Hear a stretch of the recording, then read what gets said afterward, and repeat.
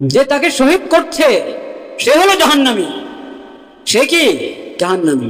যে আল্লাহ রাস্তায় শহীদ হয়ে যাচ্ছে সে তো জান্নাতি, এবং শাহাদাতটা তার জন্য রহমত।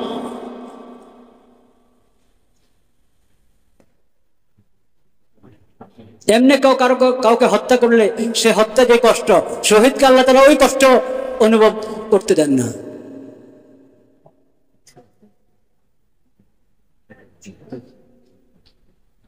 তো তোমরা যদি বুদ্ধি খাটাও আল্লাহর বিধানের বিরুদ্ধে, আল্লাহর বিধানের মোকাবেলায় বুদ্ধি খাটাও যে পশুর কষ্ট হচ্ছে কি হচ্ছে না, তুমি কি জানো?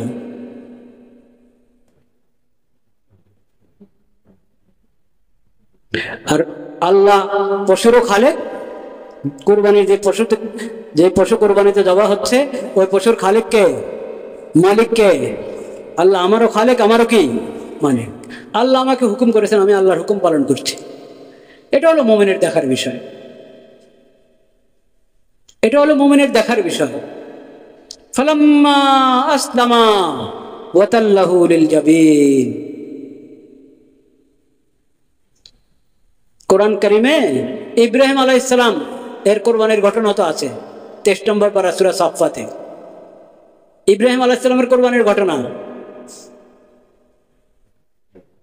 আল্লাহ তাআলা ইব্রাহিম আলাইহিস সালাম আল্লাহর রাস্তায় যত ত্যাগ তিতিক্ষা, যত মুজাহাদা করলেন ইবাদতের লাইনে এবং দাওয়াতের লাইনে, ইবাদত এবং দাওয়াতের লাইনে, দ্বীনের তালিমের লাইনে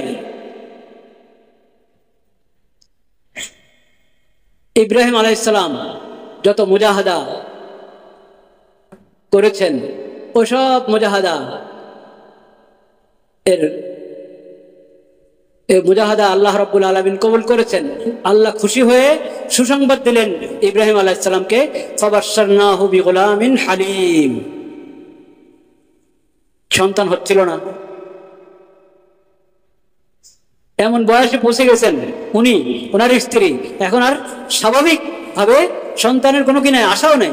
স্বাভাবিক ভাবে আল্লাহর রহমত থেকে নড়ে হওয়ার কোনো অবকাশ নেই, কিন্তু স্বাভাবিক যেই দুনিয়ার নিজাম আল্লাহ করেছেন ওইভাবে আর আশা হয় না। ওই সময় আল্লাহ তাআলা খোঁজখবর দিয়েছেন যে আল্লাহ তাআলা তাকে সন্তান দান করবেন, সহনশীল সন্তান, বিগুলামিন হালিম।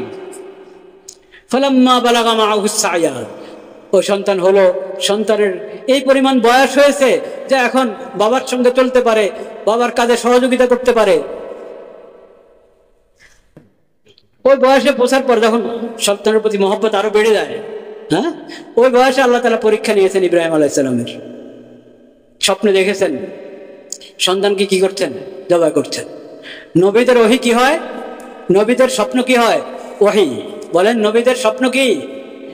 নবী ছাড়া আর কারো স্বপ্ন দলিল নয়। নবী ছাড়া আর কারো স্বপ্ন কি নয়? দলিল নয়। নবীদের স্বপ্ন এটা ওহী এবং শরীয়তের দলিল। তো উনি যখন স্বপ্ন দেখেছেন সন্তানকে জবাই করার, এই স্বপ্নের তাবির উনি এটাই বুঝেছেন যে তার ছেলে ইসমাইলকে কি করবেন? আল্লাহ জন্য আল্লাহর হুকুমে জবাই করতে হবে। ছেলেকে বললেন, ইয়া বুনাইয়া ইন্নী আরা ফিল মানামি আন্নী আযবাহুক ফানজুর মাযা তারা। হে বৎস, আমি স্বপ্নে দেখেছি যে আমি তোমাকে জবাই করছি, এখন তুমি ভেবে দেখো তোমার কি মতামত। এর মানে না যে ইসমাইল অমত করলে উনি আর আমল করতেন না, তা না। এটা আমল করার সহজ পদ্ধতি। এটা যার সঙ্গে সম্পৃক্ত তাকে আগে থেকে বলে নিল, আর তারও একটা পরীক্ষা হয়ে গেল। কি বলেছেন ইসমাইল? ইয়া আবাতি ফাল মা তুমার, ইয়া আবাতি ফাল মা তুমার। বাবা, আপনি যা আপনাকে নির্দেশ করা হয়েছে তা আপনি করেন। সাতাজিদুনি ইনশাআল্লাহু মিনাস সাবিরিন। আমাকে আপনি সবরকারীদের একজন পাবেন, সবরকারী পাবেন, ধৈর্যশীল পাবেন। আমাকে আপনাকে যা নির্দেশ করা হয়েছে আপনি তা করেন। ছেলেও জানে তো নবীর স্বপ্ন কি হয়, আল্লাহর পক্ষ থেকে নির্দেশ, নবী ছাড়া অন্য কেউ না। এখন যদি কোনো মানুষ স্বপ্নে দেখে, একবার না, দুইবার না, 3 বার, 10 বার, 12 বার স্বপ্নে দেখলো তার ছেলেকে সে জবাই করছে, জায়েজ হবে জবাই করা? হারাম। এরকম স্বপ্ন দেখলে আপনি কোরবানি করেন, ঈদুল আজহাতে ডবল কোরবানি করেন, করা জরুরি না, করলে করেন। এমনি আল্লাহর নামে পশু জবাই করে, বিসমিল্লাহ করে হালাল পশু জবাই করে আল্লাহর বান্দাদের মেহমানদারি করেন, কিন্তু ছেলে জবাই করতে পারবেন না, হারাম। ওটা তো নবীর স্বপ্ন ছিল, নবীর স্বপ্ন আল্লাহর পক্ষ থেকে নির্দেশ। ওই ছেলে, উনি বলেছেন ইন্নী আরা, আমি তো স্বপ্নে দেখেছি। ছেলে বলছে তোমার, আপনাকে আল্লাহর পক্ষ থেকে যা নির্দেশ করা হয়েছে আপনি তা পালন করেন। সাতাজিদুনি ইনশাআল্লাহু মিনাস সাবিরিন, আপনি আমাকে ধৈর্যশীল পাবেন ইনশাআল্লাহ। ফালাম্মা আসলামা ওয়া তাল্লাহু লিল জাবিন, আসলামা, বাবা এবং সন্তান দুজন প্রস্তুত হয়ে গেলেন আল্লাহর বিধান পালন করার জন্য। দুজন আল্লাহর বিধানের সামনে আত্মসমর্পণ করলেন। ছেলেও জবা হতে প্রস্তুত, বাবাও তাকে জবা করতে প্রস্তুত।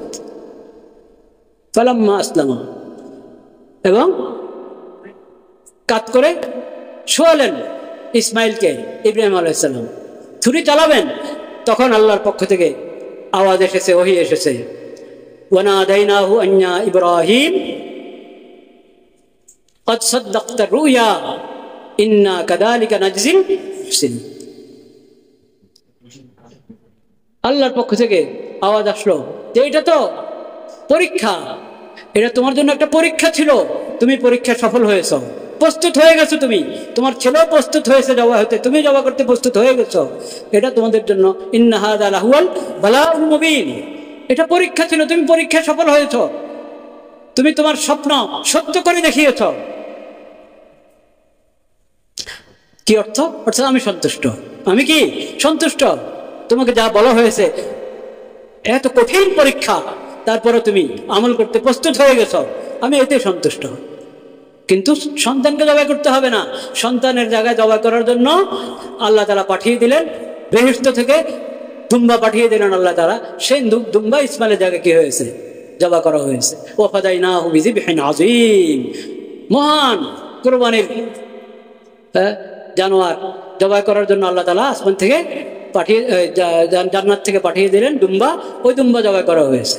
সেই দুম্বার শিং বাইতুল্লাহতে লাগানো ছিল অনেক বছর পর্যন্ত, আমাদের নবীজির জামানা পর্যন্ত ছিল।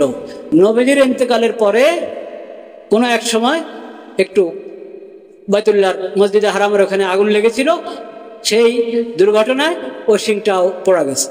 নতুবা ওই শিং, ওই দুম্বার শিং যেটা ইসমাইল আলাইহিস সালামের জায়গায় বদলায় আল্লাহ তাআলা পাঠিয়েছেন সন্তানের বদলে, যেই কোরবানি হয়েছে দুম্বা, সেই দুম্বার শিং বাইতুল্লাহতে ছিল বছরকে বছর, শত বছর, বরং হাজার হাজার বছর।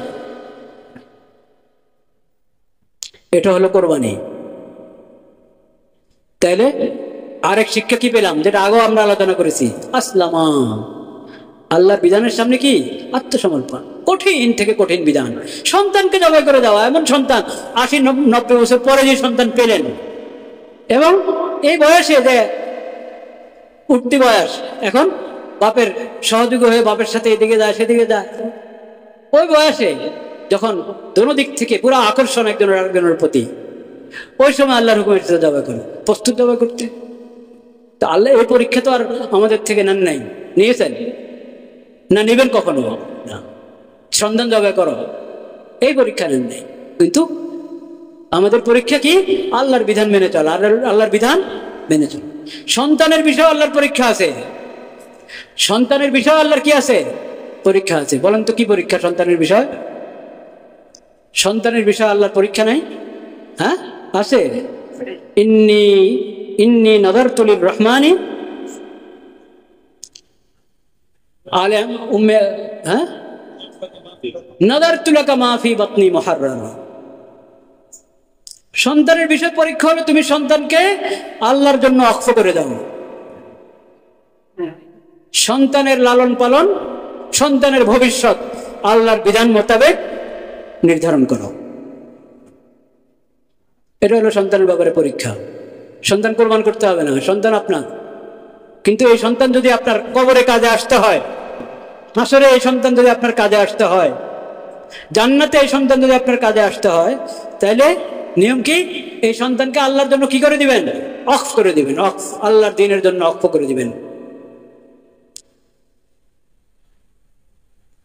সন্তানকে মানুষ বানান, আল্লাহর নেক বান্দা হওয়া শিখান, আল্লাহর নেক বান্দা হওয়া শিখান সন্তানকে, সন্তানকে ইসলামী আদব শিখান, সন্তানকে আদর্শ মানুষ হওয়া শিখান, সন্তানকে আখিরি নবী হযরত মুহাম্মদ মুস্তাফা সাল্লাল্লাহু আলাইহি সাল্লামের আদর্শ উম্মত হওয়া শিখান।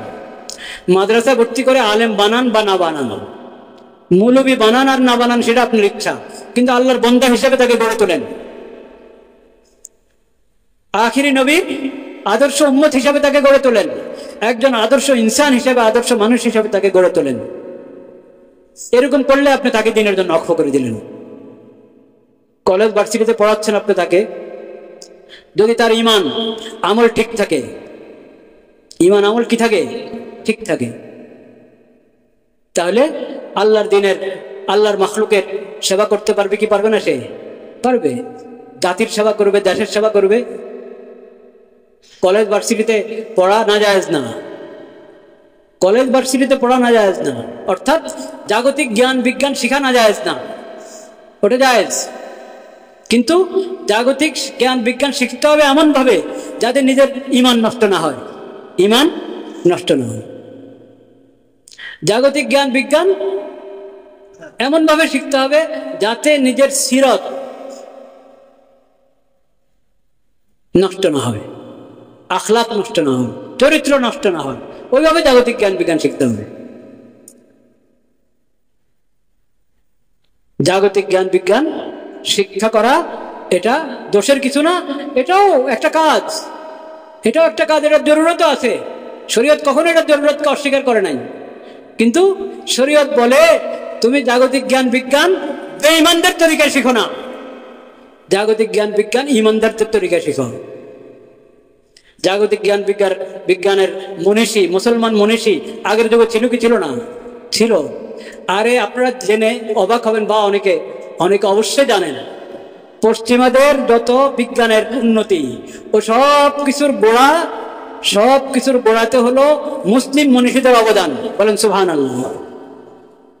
আল্লাহ যদি হায়াতে রাখেন, কোন জুমাতে, এক জুমাতে না, এটা তো কয়েক জুমার আলোচনা, কয়েক জুমা, মাসকে মাস আলোচনা করতে হবে যে জাগতিক জ্ঞান বিজ্ঞানের মধ্যে মুসলিম মনীষীদের কি অবদান এবং পশ্চিমাদের বিজ্ঞান উন্নতির ক্ষেত্রে মুসলিম মনীষীদের কি অবদান। এটা লম্বা একটা বিষয়, অনেকে জেনেও বুঝতে চায় না, আর অনেকে আছে এটা জানেও না, খবরে নেই। কারণ মুসলিম ইতিহাস, মুসলিম উম্মার ইতিহাস তারা নির্ভরযোগ্য সূত্র থেকে পড়ে না। মুসলিম উম্মার ইতিহাস পড়ে মুসলিম উম্মার দুশমন যারা, তাদের লেখা ইতিহাস থেকে ইতিহাস পড়ে। ভাইরা আমার, কুরবানির আরেকটা শিক্ষা বললাম, ফালাম্মা আসলামা ওয়া তাল্লাহু লিল জাবিন। আপনি নিজে এবং সন্তানকে আল্লাহর জন্য ওয়াকফ করে দেন, আল্লাহর জন্য ওয়াকফ করে দেন। কিভাবে ওয়াকফ করতে হবে সংক্ষেপে আজকে বলছি, বিস্তারিত আল্লাহ হায়াত রাখলে পরে বলবো ইনশাআল্লাহ। ওয়াকফ করতে হবে আমি আল্লাহর বিধান মতে চলবো, আমার সন্তানও আল্লাহর বিধান মতে কি চলবে। আল্লাহ তাআলা সেই তৌফিক আমাদেরকে দান করেন। ওয়া আখিরু দাওয়ানা আলহামদুলিল্লাহি রাব্বিল আলামিন।